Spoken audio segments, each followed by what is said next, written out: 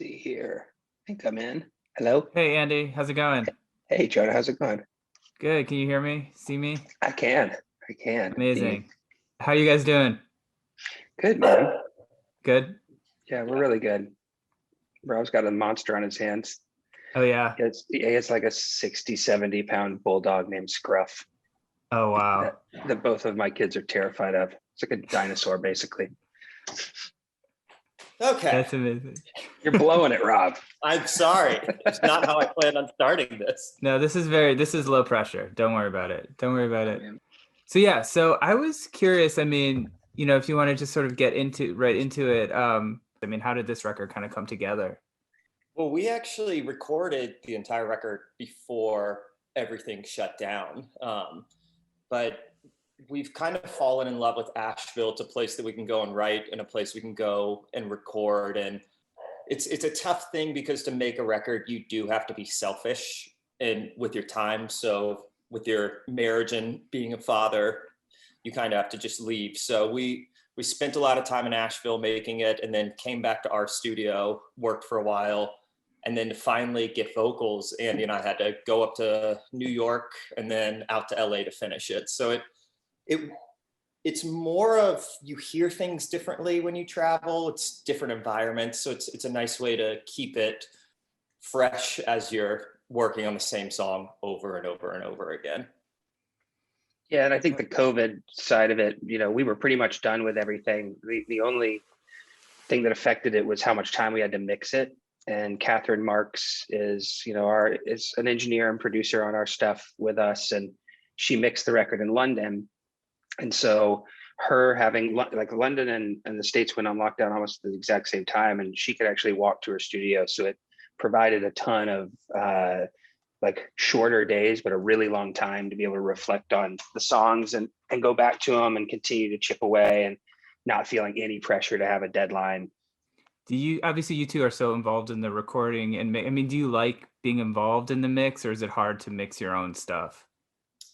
It's important to be involved, but I would say it's definitely, when we work with another band, it is easier to approve mixes for them than I would say for a Manchester thing, because we're so intertwined with every sound and it's literally a child that we're letting go of.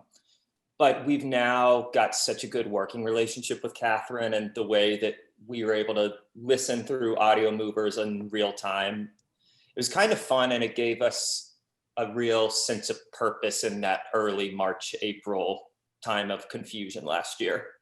Definitely. One thing I find, I've listened to the record a lot, where do you sort of see the band? Because to me, the band has always been kind of like this, almost like outlier band. Like I know the scene you come from, sort of this more punk indie scene. But to me, there's just so much going on in the music. Like it reminds me of like, bands like My Morning Jacket or someone that has nothing to do with that scene. Do you feel like you're really on your own trajectory, and maybe how is this record maybe the next step towards that? Yeah, we've felt like that too. We've always like sort of been able to tour with bands that lean a certain way and also bands that lean in an opposite way. And I like that side of it. I like that we're not like maybe specifically for a particular group of people. And yeah, we're on our own trajectory in that sense, where like we want to continue to sort of push ourselves past where we think we can go. And sonically, I think having no rules or limits or genres to really like think about, just being true to like what we think a really great Manchester Orchestra song and record could be. That makes, that's sort of the thing we focus on. Definitely. How would you say maybe on the new record, you kind of worked in like the electronic elements? Obviously that's always been a part of the band sound, but did you kind of approach those in a different way for this record? Yeah, Rob, you can probably give some of the technical stuff better than I can. For drums, it's, as we get older, it's harder for us to want to be around a loud drum set. So our drummer brought a V drum set up to the cabin that we were riding at. And as I'm sure most people know, V drums aren't the coolest thing to add into your band. So it was kind of like, it was an immediate challenge. How do we make something that isn't cool? So we were able to kind of build this Frankenstein kit of real drums with pads all around and triggers on it, and capture all of this data while we were recording, to where we weren't having to rely on drum machines or loops. So we were still relying on Tim, our drummer, to physically play these things with nuances. But then we were able to take these electronic sounds with this MIDI information and send it to outer space and back. So it was a way for us to go down the loop side, but have Tim's brain on it because he's such a brilliant drummer. There's no way I could ever program something, or Andy could program something as cool as he could play it. It just sort of set the groundwork for letting us kind of dream a little bit in futuristic sounds and, you know, kind of break some of our rules about certain things.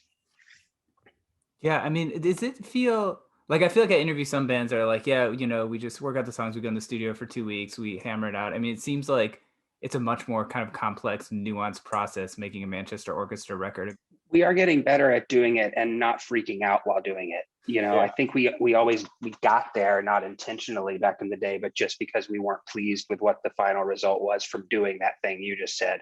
This one was the most confidently we went in going like, and with our producers too, with Catherine and Ethan, no set time. Let's not stress about it. Like, we're going to put in good work anytime that we work on these songs, and hopefully we can move them up incrementally up the field to a place where we're all really proud of them.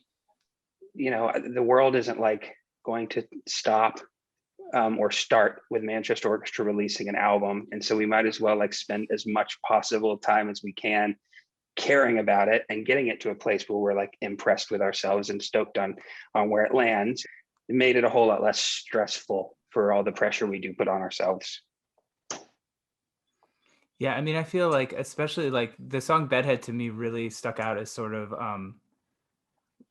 you know, sounding familiar, but also really sounding like a kind of a next step or different, slightly different direction. I mean, did that song kind of, was that a turning point for you, or did that feel different when you were working on it? What was that song like for you too?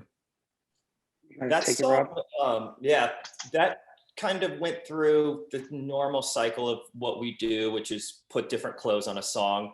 And that was very much a tipping point for what the album was, of not that everything sounds like Bedhead, but uncovering what the drums could do, which Tim had this hi-hat beat, and then we put it on the B drums and we ran it through this old blood noise pedal with a little gate on it. And immediately that was just like, oh, we can do something with these V drums. And it gave us it went from lame to 9 Inch Nails really quick. Yeah. We were like, okay, like we can do that kind of electronic thing. Well, it's interesting because I was trying to think of like other instruments like that, and I thought about guitar, and then you mentioned 9 Inch Nails. I was like, I think 9 Inch Nails use guitars, so they have to be sort of cool, right? I mean, there's no doubt. The cool thing about music is anything can be cool. You just have to make it. And John Congleton once told us, he was like, sometimes the worst idea is the best idea. It's like, what's the lamest thing you can think of? Try it. Figure out how to make it cool. Yeah, I think there's like a total history of that in rock. I mean, I feel like Sweet Child of Mine or something, probably that same idea. Totally, I agree. And Ethan Gresko was a great, he helped supplement a lot of those cool ideas where he'd be like, you want to play this baritone whistle on this thing? You're like, yeah, let's give it a go, you know, like, sure. He just collects weird tools. And so now we're obsessed with collecting weird tools too. And I noticed sort of on that song particularly also there's this voices, like samples of children's voices or something throughout the album. Are those your children, or is that how did that kind of get integrated into the record? Yeah, those are our children actually, for all of it. And my mom's actually in there too. There's a lot of other like little cool things hidden in there. And that's a cool part about almost like when you're making an album, it's really like it's a reflection of the time. It is a big scrapbook of things. And I love intersecting our lives into the records, you know, even more so than just what the song's about. Definitely. I mean, I was also curious about the song Telepath, sort of that song to me had a really interesting feel as well, with like the intro and the finger picking and just a really cool sound. I mean, how did that sort of come together? Total blessing, that song. Just like there was an event that happened in my life. I had a day with nobody around and was really inspired, and the riff kind of came to me supernaturally. The song came really naturally.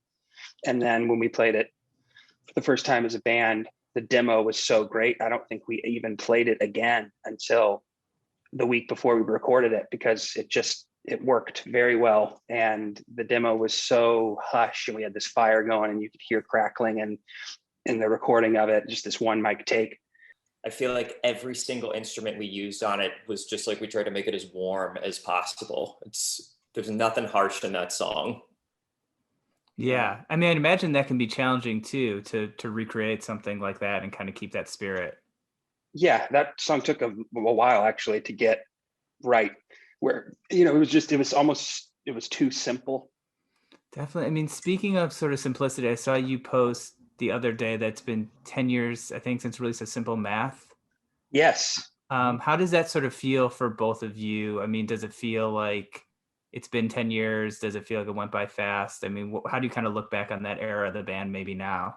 To me, when I hear those songs, I am taken back to a place where we were writing them, we were making them, and then when we toured them. So it's been a nice trip down, you know, the last 10 years, but it's also a great reflection of we're lucky to still be doing it 10 years later, because not every band gets to, and I'm very grateful for that.